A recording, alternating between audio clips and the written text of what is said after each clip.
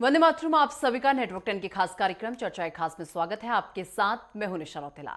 आज नवरात्रि का 9वीं दिन है। आप सभी को नवरात्रि की हार्दिक शुभकामनाएं। नारी जिस काम को हाथ में लेती है उसे सुव्यवस्थित सुंदरता से साकार करती है। आपको बता दें, वो जिस क्षेत्र में कार्य का चयन करती है उस क्षेत्र में अपनी प्रतिभा जीवता से अपनी मौजूदगी का एहसास कराती है। शिक्षा, सैन्य, खेल, उद्यम, कृषि, व्यवसाय, कारोबार, जिस क्षेत्र में वो कदम बढ़ाती है पूरी लगन से काम करती है। वो जमाना चला गया जब कहा जाता था कि ये काम नारी के बस की बात नहीं है। अब स्थिति अलग है। जो काम किसी के बस की नहीं है वो अब नारी के बस की है और आज इसी विषय पर हम चर्चा करेंगे।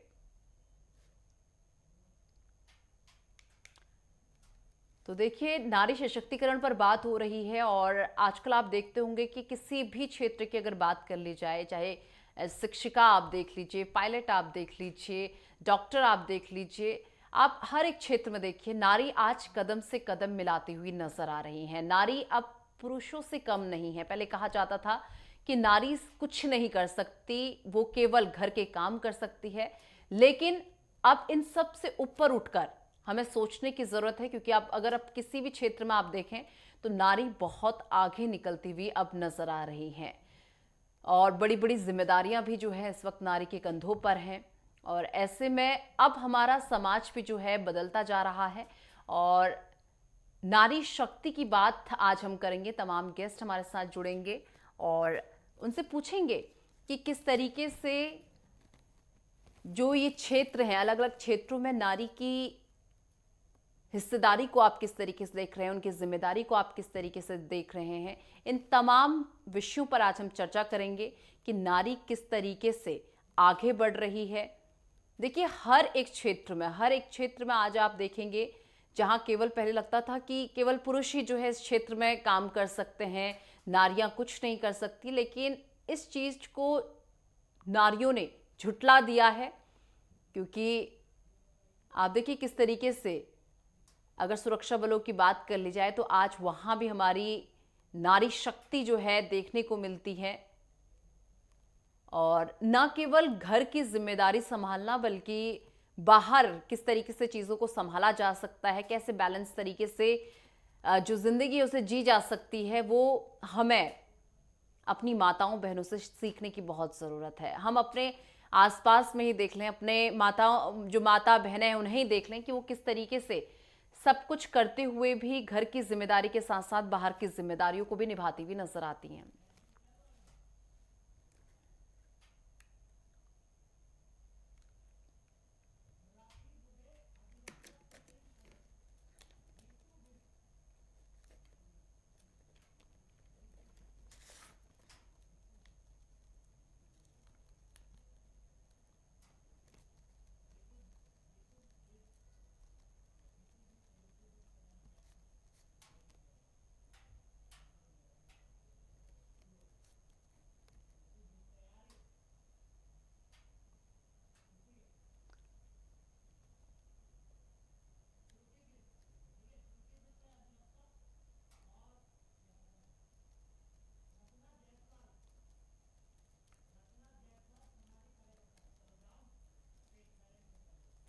और चलिए इस पूरे मुद्दे पर करेंगे चर्चा। उससे पहले कुछ खास मेहमान इस वक्त हमारे साथ जुड़ चुके हैं। सबसे पहले आपका परिचय उनसे करवा देती हूँ। राखी दुबे, अधिवक्ता, सुप्रीम कोर्ट, इस वक्त हमारे साथ जुड़ चुकी हैं। ऋतु बिष्ट जी इस वक्त हमारे साथ जुड़ चुकी हैं। रत्ना जायसवाल जी, सामाजिक कार्यकर्ता हैं, वो हमारे साथ जुड़ चुके हैं। बहुत बहुत स्वागत है आप तीनों का। आप सबसे पहले राखी दुबे जी आपके पास आते हुए, माफ कीजिएगा, हाँ राखी दुबे जी आपके पास आते हुए आप मुझे स्क्रीन पर दिखाई दे रही हैं। महिलाओं की बात हो रही है कि आज हर क्षेत्र में महिलाएं कदम से कदम मिलाकर चल रही हैं। हर एक क्षेत्र में, अगर आप किसी भी क्षेत्र की बात कर ली जाए, चाहे आप शिक्षा की बात करें या सैनिकों की अगर हम बात करें कि हमारे सैनिक आज वहां पर भी जो है महिलाओं की मौजूदगी नजर आती है, चाहे पायलट हो या किसी भी क्षेत्र की अगर हम बात करें, तो महिलाओं को किस तरीके से, महिलाओं की हिस्सेदारी को आप किस तरीके से देख रही हैं?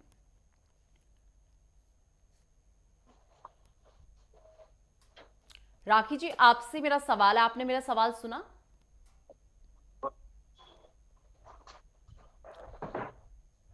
चलिए ठीक है। श्रुति बिष्ट जी, आवाज मिल रही है आपको? श्रुति जी, आवाज आ रही है आपको? सारे नमस्ते। ठीक है श्रुति जी, आप कैसे देख रही हैं महिलाओं की हिस्सेदारी को? देखिए, महिलाओं की जो हिस्सेदारी है वो हमारे कंट्री में हमेशा हमेशा से बहुत क्रूशियल थी। और पिछले 10-20 इयर्स में हमने देखा है कि काफी इम्प्रूवमेंट भी आया है। हम्म। हर फील्ड में विमेन आगे बढ़ी हैं, चाहे वो लॉ का फील्ड हो, चाहे वो पॉलिटिकल फील्ड हो, चाहे वो बिजनेस सेक्टर हो, चाहे वो इवन पुलिस या आर्मी जैसे टफ प्रोफेशन हो। हर सेक्टर में विमेन ने काफी इम्प्रूवमेंट करा है। हम्म। और इस इम्प्रूवमेंट को देखते हुए लगता है कि डेफिनेटली हमारी गवर्नमेंट ने विमेन एम्पावरमेंट के लिए काफी एफर्ट्स लिए हैं। और विमेन का भी वो जो माइंड फ्रेम था सोसाइटी का कि विमेन बाहर ना जाए, विमेन घर में रहे, विमेन से फैमिली हैंडल करे, वो माइंड फ्रेम का चेंज हुआ है। और चेंजिंग माइंड फ्रेम के साथ विमेन ने प्रूव करा है कि उनकी जो प्लेस है हमारी सोसाइटी में, वो खाली एज अ होम मेकर या एज अ मदर नहीं है, बल्कि as a professional, as a country maker भी है। Women as a homemaker plus एक कंट्री की इकोनॉमी को भी ग्रो करने में इक्वल रोल प्ले कर सकती है। और ये ट्रांसफॉर्मेशन पिछले एटलीस्ट 2 डिकेड्स में काफी स्ट्रांगली इंडिया में दिखा है। राखी जी, देखिए आप अधिवक्ता हैं, आवाज मिल रही है राखी जी आपको? चलिए ठीक है, राखी जी के पास शायद आवाज नहीं पहुंच पा रही। रत्ना जी, सीधा आपके पास आते हुए, सामाजिक नमस्कार। कार्यकर्ता हैं और आपका समाज में आना जाना, लोगों के बीच आना जाना लगा रहता है। ऐसे में आप महिलाओं को किस तरीके से देखती हैं? जब आप लोगों के बीच जाती हैं तो महिलाओं की स्थिति में कितना सुधार आप देखती हैं? और हर क्षेत्र की अगर बात कर ली जाए तो कितनी तरक्की करते हुए महिलाएं आपको नजर आ रही हैं इस समय पर? जय श्री राम। सबसे पहले और चैत रामनवमी की ढेर सारी शुभकामनाएं आप लोगों के बीच में। मैं रत्ना जायसवाल समाज सेविका हूं और ये बात सच है कि पहले से अधिक महिला बहुत बढ़ चढ़ के हिस्सा ले रही है हर क्षेत्र में। पहले लोग कहते थे कि महिला घर की सिर्फ रोटियां बनाती थी। हाँ। आज वो वक्त चला गया। आज महिला रोटियां नहीं, आज डीएम ऑफिसर बन चुकी है। बिल्कुल। और मुझे गर्व बहुत होती है कि मैं भी एक नारी शक्ति हूँ और मुझे हर क्षेत्र में हर लोगों से मिलती जुलती हूँ। जो औरतें घर से नहीं निकलती थी, मेरे सुझाव के वजह से काफी सारी महिलाएं घर से निकल के आंगनबाड़ी में जुड़ी हैं। बहुत सारे सोशल वर्क कर रही है हमारे साथ कदम से कदम। बहुत खुश है कि जो चोखला रोटी और सब्जी बनाने के कार्य करती थी, आज वो ऑफिस में पेन चला रही है। इसलिए बढ़ के हमारी महिलाओं के लिए क्या है। बिल्कुल। श्रुति जी, आपके पास आते हुए, देखिए आप अधिवक्ता हैं और अगर आप आपके क्षेत्र की हम बात करें तो आपने कितनी तस्वीर महिलाओं की बदलती हुई देखी है अपने क्षेत्र में? पहले क्या स्थिति थी महिलाओं की अधिवक्ता को लेकर अगर बात कर ली जाए, और आज के समय में क्या स्थिति है, कितना अंतर पाती हैं आप? देखिए, पहले तो ये कि आज से 20 इयर्स पहले तक विमेन को लॉ के सेक्टर में देखा ही नहीं जाता था। लॉ कंप्लीटली एक मेल डोमिनेटेड प्रोफेशन था और लॉ को कोई सोच भी नहीं सकता था कि विमेन क्रिमिनल लॉयर्स, बड़े बड़े कॉर्पोरेट लॉयर्स या जजेस बनेगी। तो ये एक माइंड फ्रेम ही नहीं था कि विमेन को लॉ के सेक्टर में देखा जाए। तो वो बहुत ही एक्सेप्शनल रेयर चीज था। और पहले का तो आप छोड़े, जब रिसेंटली मैंने भी ज्वाइन करा, हाँ। उस टाइम तक भी ये इम्पैक्ट था कि बिना बैकअप के या बिना एक फैमिली सिस्टम के जहां आप लॉ में आ रही, तो एक क्वेश्चन और चैलेंज हमेशा रहता था कि विमेन होके या गर्ल होके लॉ क्यों ज्वाइन कर रही हैं, आपके लिए तो कोई और फील्ड होना चाहिए, लॉ तो मतलब एक मेल प्रोफेशन है। हाँ। तो उस टाइम से भी इस टाइम से काफी इम्प्रूवमेंट्स हैं। और आज भी एक विमेन जब बिना किसी बैक के लॉ का प्रोफेशन चूज करती है तो उसके लिए बहुत चैलेंज होता है अपने लिए एक सही चैम्बर्स को चूज करना, सुप्रीम कोर्ट तक पहुंचना, केसेस लड़ना, या फ्यूचर में आगे किसी पावर अथॉरिटी पर जाना। तो ये चैलेंजेस आज भी विमेन फेस कर रही हैं। But as compare to the past 10-20 years, अब विमेन का जो नंबर है वो काफी इंक्रीज हो गया है। कॉलेजेस में आप स्ट्रेंथ देखेंगे तो 40-60% बॉयज एंड गर्ल्स का कॉम्बिनेशन है। प्रैक्टिसिंग सेक्टर में भी देखेंगे तो number of lawyers, female lawyers काफी इंक्रीज हो गए हैं। हाँ। काफी बड़े बड़े सीनियर एडवोकेट डेजिग्नेट हुए हैं, जजेस बने हैं। तो अब काफी ड्रास्टिक इंप्रूवमेंट है। ठीक है, चलिए इसी बीच राखी दुबे जी भी हमारे साथ जुड़ी हुई हैं। राखी जी, जिस तरीके से बात कर ली जाए, आप एक अधिवक्ता हैं, सुप्रीम कोर्ट की आप अधिवक्ता हैं, ऐसे में एक बार मैं आपका एक्सपीरियंस जानना चाहती हूँ। आपका एक अधिवक्ता बनने तक का सफर कैसा था, इस क्षेत्र के बारे में मैं जानना चाहती हूँ और साथ ही साथ महिलाओं के लिए क्षेत्र कितना अच्छा है, अगर कोई महिला ये प्रोफेशन चुनती है तो कितना अच्छा है ये क्षेत्र?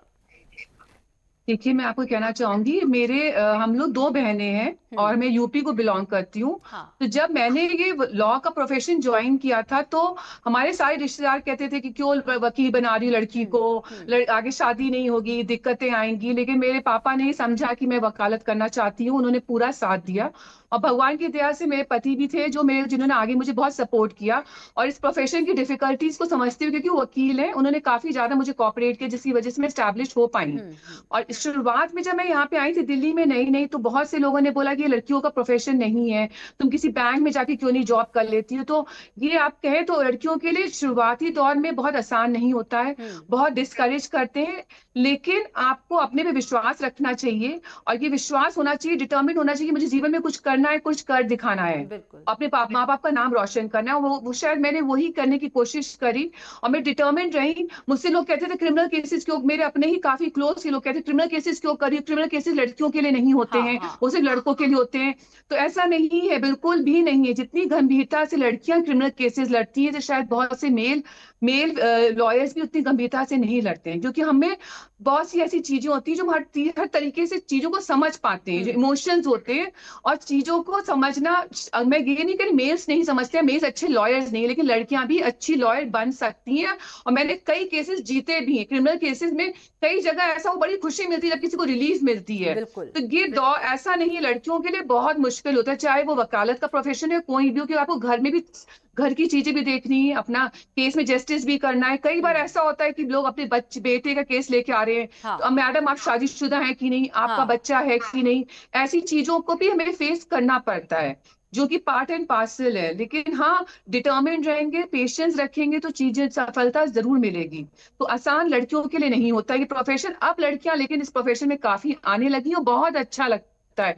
कुछ लड़कियां इतनी ब्राइट है जो मेरे साथ काम कर रही थी पहले, अभी भी काम कर रही हैं, तो देख के बड़ा अच्छा लगता है कि हाँ, धीमे धीमे पेरेंट्स प्रमोट कर रहे हैं अपनी बच्चियों को इस प्रोफेशन में आने के लिए, हाँ, मोटिवेट कर रहे हैं।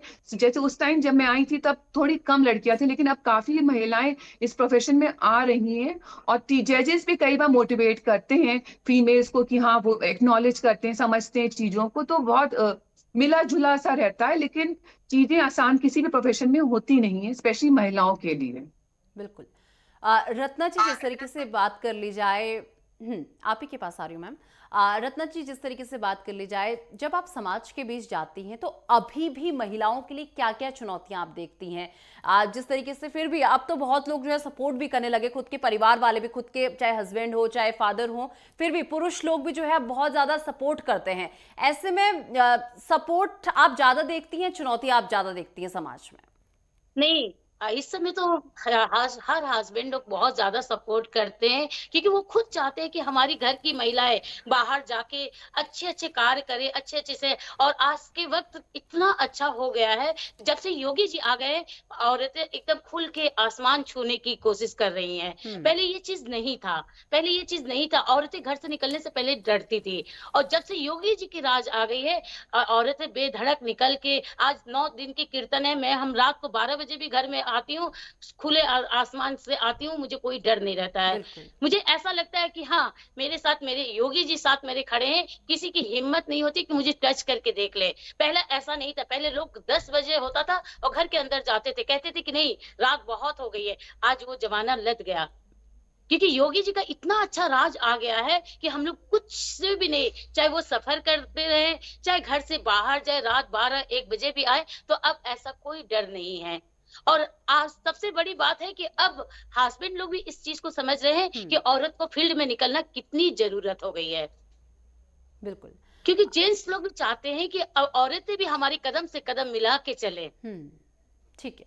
और मैं 20 बार ब्लड डोनेट कर चुकी हूँ, और मैं ये संदेशा देना चाहती हूँ कि हर महिला अपने जीवन दान करे। रक्तदान से बड़ा कोई दान नहीं है। मैं अयोध्या में 20 यूनिट दे चुकी हूँ, अभी तक कोई महिला 20 यूनिट नहीं दे चुकी है, और ना ही मुझे आज तक कोई बीमारी हुआ, ना कुछ हुआ। और मुझे जहां जरूरत पड़ती है, मैं ये नहीं देखती हूँ कि मेरा 3 महीना बीत गया। मैं उन लोगों की जान बचाने के लिए आधी रात को भी अगर मेरे पास कॉल आ गया कि रत्ना जी मुझे 1 यूनिट ब्लड चाहिए, मैं हर क्षेत्र में जाके मैं ब्लड डोनेट करती हूँ। चलिए, ठीक है। आप कहते भी है ना, रक्तदान जो है सबसे बड़ा दान माना जाता है इसे। बिल्कुल बिल्कुल बिल्कुल। श्रुति जी, सीधा आपके पास आते हुए, देखिए आप एक अधिवक्ता हैं और ऐसे में अगर क्रिमिनल केसेस की अगर मैं बात करूं तो कभी इस चीज़ की इनसिक्योरिटी नहीं हुई, कभी डर नहीं लगा कि कोई क्रिमिनल केस अगर आप लेती हैं तो ऐसे में कभी डर कि यार नहीं आगे चल के इससे मुझे ये चीज़ें फेस करनी पड़ सकती, कुछ ऐसा एक्सपीरियंस अगर आपका रहा हो? राखी जी, यही सवाल मैं आपसे भी लेने वाली हूँ उसके बाद। यार हमारे अंदर फियर कभी नहीं होता है, चाहे वो क्रिमिनल केस हो, चाहे वो सिविल हो, चाहे साइबर क्राइम हो, क्योंकि हमारा प्रोफेशन ही ऐसा है जहाँ हमें फियर क्रिमिनल्स के अंदर डालना है, ना कि बिल्कुल। अपने अंदर। तो हमारा प्रोफेशन लोगों को प्रोटेक्शन देने का है। तो जब आप ये चीज अपने अंदर इनकलकेट कर देते हो कि आपको प्रोटेक्शन देना है उन लोगों को जिनके साथ इंजस्टिस हुआ है, बिल्कुल, तो आपके अंदर कभी फियर आएगा ही नहीं। और सबसे इम्पोर्टेंट बात, बीइंग अ लॉयर, और हम सुप्रीम कोर्ट में सबसे हाईएस्ट एपेलेट अथॉरिटी पे हैं, हमारा एक सिस्टम है जहाँ हम सुप्रीम कोर्ट के जजेस के आगे आर्ग्यू कर रहे हैं, तो हमारे पास वो power and authority as a official of court, जहाँ हम कोर्ट को एक सच्चाई को प्रेजेंट करते हैं। तो क्रिमिनल केस हो, चाहे एक्विजिशन मैटर हो, जहाँ बड़े बड़े क्रिमिनल्स या पॉलिटिकल पीपल भी बैकएंड पर हो सकते हैं, बिल्डर्स होते हैं, हाँ, वहां पर भी विमेन लॉयर्स को डरना नहीं चाहिए, क्योंकि हमारा प्रोफेशन एक सच को प्रेजेंट करने का है, ना कि किसी भी तरीके के फियर से डरने का या रुकने का। ठीक है। राखी जी, वही क्रिमिनल केस के लिए मैं जो है मेरा सवाल आपसे रहेगा, कोई एक्सपीरियंस हमारे साथ साझा कीजिए अपना, कोई ऐसा एक्सपीरियंस जो क्रिमिनल केस हो, कैसे कैसे केसेस आपके पास आते हैं, क्योंकि कई बार जो है दबाव भी बहुत ज्यादा रहता है, ऐसे में कैसे फेस करती हैं आप सारी चीजें? देखिए क्या होता है, मेरे पास मैं क्रिमिनल केसेस में दोनों साइड से अपेयर होती हूँ, विक्टिम की साइड से भी और एक्यूज की साइड से भी। तो आप दोनों को मैं जस्टिस दिलाने की कोशिश करती हूँ। एक बार एक फीमेल थी जिसके हस्बैंड उसको बहुत ज्यादा इल ट्रीट करता था, तो मैंने उसकी कहते काफी मदद करने की कोशिश करी, उसको जस्टिस दिलाने की कोशिश करी। जब उसके हस्बैंड को ये मालूम चला तो पहले तो उसने मुझे फोन करके धमकी दी, हाँ, फिर उसके बाद मेरे फेसबुक अकाउंट में मेरे साथ उलझुल लिखना शुरू कर दिया मेरे बारे में, हाँ, हाँ, चीटर एंड ऑल। तो फिर जब मैंने ये सब चीजें कोर्ट के संज्ञान में लेके आई कि मैं हाँ, देखी मैं तो जस्टिस कर रही हूँ, मैं अपना काम कर रही हूँ, तो कोर्ट ने भी समझा और उस पर अच्छी कॉस्ट लगाई थी, और उसको फिर अच्छे से समझा भी दिया गया था कि इस तरीके से आप किसी वकील को नहीं कर सकते हैं, बिल्कुल, डिफेम करने की कोशिश नहीं कर सकते। तो ये जो चीजें हैं आपकी part and parcel of your आपका प्रोफेशन, उसको तो आपको देखना ही पड़ेगा, लेकिन उसमें डरने की कोई बात नहीं है। और जजेस काफी गंभीरता से चीजों को लेते हैं। अगर कोई भी वकील के साथ बदतमीजी करता है कोई भी पार्टी, तो उसमें ऐसा वो पूरी तरीके से, और पुलिस भी उसमें अच्छे से प्रोटेक्शन प्रोवाइड करती है। तो इसलिए जरूरी है कि हमें हमें जस्टिस सिस्टम पे विश्वास होना चाहिए, और ये ध्यान रखना चाहिए कि जस्टिस जरूर मिलेगा, और अपने हम तो उसमें आए हैं लड़ने के लिए, जस्टिस दिलाने के लिए। तो ये सब चीजों से अगर डरेंगे तो हम फिर कैसे समाज को सुधार पाएंगे। और मैं एक और चीज आपको कहना चाहूंगी कि महिलाओं को आज जब इतनी एम्पावरमेंट की बात कर रहे हैं, तो ये बहुत जरूरी है कि अच्छी सोसाइटी को बनाने के लिए जितना जरूरी पुरुषों का जरूरी है अच्छे से बिहेव करना, उतना ही जरूरी महिलाओं को भी है कि वो भी अपनी जिम्मेदारियां समझें, जिससे हम एक अच्छी सोसाइटी बना सकें। दोनों को, अगर किसी को भी आपको चीजें दे रही, लॉ आपको अगर कोई भी प्रोटेक्शन प्रोवाइड कर रही है किसी महिलाओं को, तो महिलाएं उसका दुरुपयोग ना करें, बिल्कुल, और बिल्कुल, पुरुष भी अपनी ताकत का दुरुपयोग ना करें, तभी हम एक अच्छी सोसाइटी बना पाएंगे। बिल्कुल। रत्ना जी, सीधा आपके पास आते हुए, देखिए घर को संभालना और साथ ही साथ अपने और जिम्मेदारियां जो घर के बाहर की जिम्मेदारियां कैसे बैलेंस करते हैं? मैं सुबह मतलब मेरे हस्बैंड खाने पीने के बहुत बड़े शौकीन है, तो मैं ठीक 5 बजे उठती हूँ, पहले पूजा पाठ करती हूँ, उसके बाद किचन का सारा काम करके, और मुझे टाइमिंग दिया गया है कि आप चाहे फील्ड में जहां भी जाइए, इतने बजे घर पे आपको आना है। मैं उसी बीच में अपनी जितनी फील्ड में काम रहता है, मैं विद्या आश्रम से, अन्य विद्यालय से, निःशुल्क स्कूल से, हर जगह से जुड़ी हूँ, जिससे मुझे जहां तक मुझे मदद करने को मिलता है मैं वहां तक जाती हूँ। लेकिन मेरे साथ एक टाइमिंग का बॉन्डिंग दिया गया है कि 6 बजे के बाद घर पे आइए, आपको और भी काम में रहता है। फिर मैं 6 बजे घर पहुंच के फिर मुझसे थोड़ा बहुत जो काम होता है मैं करके, फिर मैं अपने हस्बैंड से परमिशन लेके फिर मैं निकल जाती हूँ। और मेरे 2 बच्चे हैं, एक बेटी और एक बेटा है, और सास ससुर अभी एक्सपायर कर चुके हैं, और मेरा हस्बैंड मेरा बहुत सपोर्ट करते हैं, तभी मैं आज इस फील्ड में निकल पाई हूँ। ठीक है। श्रुति जी, क्या कहेंगी महिलाओं को आप? एक लास्ट कमेंट में आपका चाहूंगी, एक संदेश जो आप महिलाओं को देना चाहेंगी कि हाँ देखिए, ताकि वो भी प्रेरित हों कि अच्छे अच्छे प्रोफेशन को वो चुने, जो आजकल की लड़कियां हैं जो अलग अलग कोर्सेज करती हैं, उन्हें क्या कहना चाहेंगी? देखिए, मैं हमेशा से एक ही बात कहती हूँ कि नारी शक्ति है, और हमारे हमेशा से माइथोलॉजी में भी ये कहा गया कि विमेन हमेशा एक शक्ति की फॉर्म पे पूजी देवी है। तो विमेन को कभी अपने आप को कमजोर नहीं समझना चाहिए, और हमेशा अपने आप को और अपनी स्ट्रेंथ को एम्पावर करना चाहिए, दूसरी वुमेन को भी एम्पावर करना चाहिए। और जिन भी कोर्सेज को, प्रोफेशन को आप परस्यू करें, वो आप अपने दिल से परस्यू करें, और जो आप लाइक करते हैं उन्हें परस्यू करें। और कभी भी सोसाइटी के कारण कि लोग ये कहेंगे या वो कहेंगे, आप अपने लाइफ पाथ को या प्रोफेशन को चेंज ना करें, क्योंकि हर प्रोफेशन की अपनी इंपॉर्टेंस है, और हर प्रोफेशन में आगे बढ़ने के लिए अपनी स्ट्रेंथ और कैलिबर चाहिए होता है। तो अपने कैलिबर और स्ट्रेंथ के अकॉर्डिंग आप अपना प्रोफेशन चूज करें, और उसमें भी झिझक कि आप लड़की है ऐसा ना सोचते हुए उसमें कॉन्फिडेंटली आगे बढ़े, आपको सक्सेस हर फील्ड में, हर डायरेक्शन पे मिलेगी। ठीक है राखी जी, महिलाएं अपने अधिकारों को कैसे जाने कि ये हमारे अधिकार है? बहुत बार ऐसा होता है कि फैमिली के दबाव में आकर या कुछ चीज़ों की वजह से महिलाएं जो सपना देखती हैं उसे पूरा नहीं कर पाती। चाहे सपनों की बात हो, चाहे अपने अधिकारों की बात हो, कैसे जागरूक हों? देखिए, मैं हर एक महिला को ये आना चाहिए कि उसके जीवन में ना 3 ईज बहुत इंपॉर्टेंट है। एक है एजुकेशन, बिल्कुल। दूसरा है इकोनॉमिक इंडिपेंडेंस, और तीसरा है इमोशनल सपोर्ट। तो हमें एक महिला होने के नाते अपनी एजुकेशन पे जरूर ध्यान चाहिए कि हम अच्छे से एजुकेटेड हों, जिससे कि हम इकोनॉमिकली इंडिपेंडेंट रहें, हम किसी पे फाइनेंशियली डिपेंडेंट ना रहें। और तीसरा बहुत जरूरी है कि इमोशनली स्ट्रांग रहें। और इसके लिए बहुत जरूरी है कि एक महिला दूसरी महिलाओं को भी इमोशनल सपोर्ट दे। अगर कहीं वो टूट रही है, कहीं परिस्थितियों को नहीं हैंडल कर पा रही है, तो उसको इमोशनल सपोर्ट एक दूसरे को देना बहुत जरूरी है। तो ये 3 E's का हमें बहुत ध्यान रखना है: एजुकेशन, इकोनॉमिक इंडिपेंडेंस और इमोशनल सपोर्ट। तो वो लड़की, कोई भी लड़की जो चाहेगी वो पा सकती है, अपने सपनों को पूरा कर सकती है।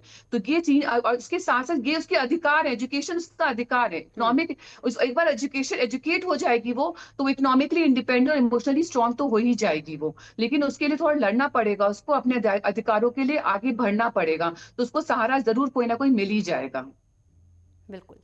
रत्ना जी, जब आप लोगों के बीच जाती हैं तो आप क्या देखती हैं? अगर शिक्षा की हम बात करें तो क्या महिलाओं को शिक्षित करने के लिए जो है लोगों को आप जागरूक देखती हैं? चाहे किसी भी क्षेत्र में अगर बात कर ली जाए तो कितना आगे बढ़ रही हैं महिलाएं, कितनी तस्वीर महिलाओं की बदली है समाज में?